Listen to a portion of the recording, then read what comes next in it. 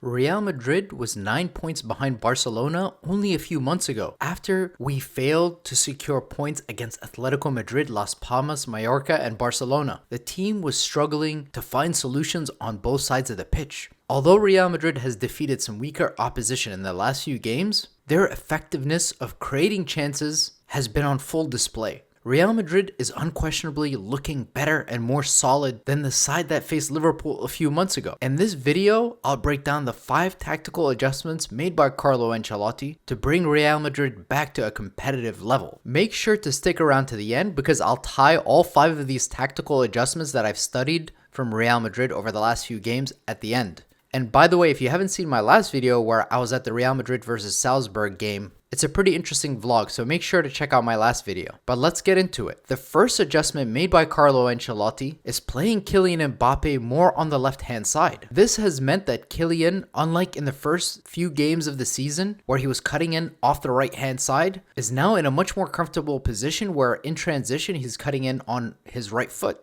According to different sources at Valdebebas, this is something that Carlo has worked on with Kylian to make sure that, especially in transition, Kylian Mbappe is cutting in off the left-hand side, where he's a lot more comfortable. And you're seeing a positive result from that over the last few games, because now when Real Madrid is in transition, Kylian Mbappe is getting the ball and he's running in off the left-hand side, either centrally and drifting out to the left or starting his runoff on the left-hand side. These overloads have made it more difficult for the opposition, but it's also ensured that Mbappe is now in a position where he's a lot more comfortable. And one of the things that Carlo Ancelotti talked about after the game, after our defeat to Athletic Club, was Kylian Mbappe needed to simplify his game.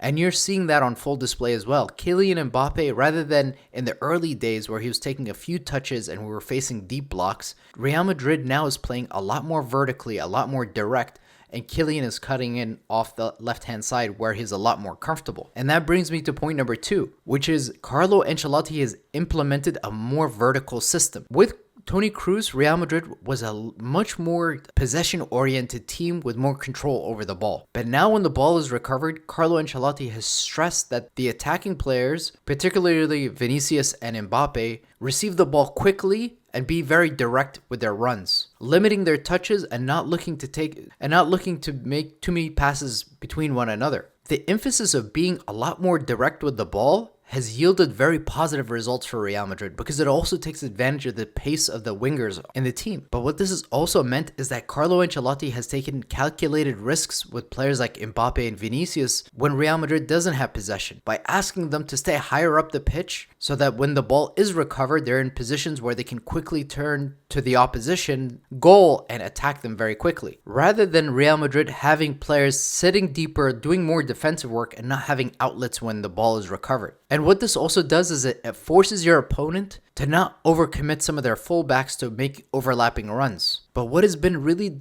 key to Real Madrid successfully implementing the system has been the decisive passing from deeper zones by Dani Ceballos. Which brings me to my third point, which is Dani Ceballos' inclusion in the team. Ceballos has completed more than 95% of his passes, and that has been extremely important to the team so far in providing balance. And even more important than that has been Dani Ceballos' precise passing from the back. That has enabled Real Madrid to be very direct and decisive with their counterattacks, and being direct and more vertical. When you look at a lot of the goals that Kylian has been scoring over the last few games, a lot of these passing has been initiated from deeper positions by Dani Ceballos. Having a player on your squad who's very reliable in passing the ball the way Dani Ceballos has over the last few games also gives the team a little bit more control, rather than having games where it's constant transitions.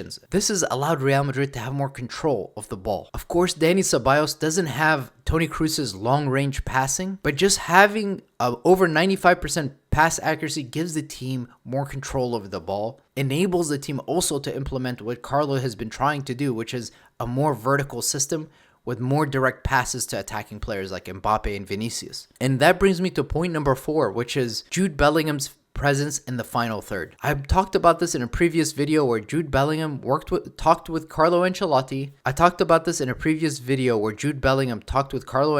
About changing his role in the team to be in a more attacking position. And what we're seeing now is Jude Bellingham is combining for passes in the final third, but he's also drawing central defenders towards him, and he's giving more space for players like Kylian Mbappe. Part of the success that Mbappe is having is the reason for that is Jude Bellingham's presence in the final third. He's almost acting like a central striker. And this is a solution that the team has found in beating deep blocks, is having a guy like Jude not in a very deep position, but in a position where he can combine with teammates and release them to find a shot on target. This has been very important to Real Madrid's success, because Jude Bellingham is one of the most decisive players in the final third. Having him in a position where he can affect the game like that has really helped the team tremendously. And that brings me to my final point, which is Carlo Ancelotti's use of the fullbacks. One of the things that Real Madrid has been struggling with in the defeats and the games where Real Madrid has not had success is over-relying on their fullbacks to provide creativity. Now Carlo Ancelotti has put more of that burden and more of that emphasis to the attacking players, and has asked the fullbacks to be a little bit more disciplined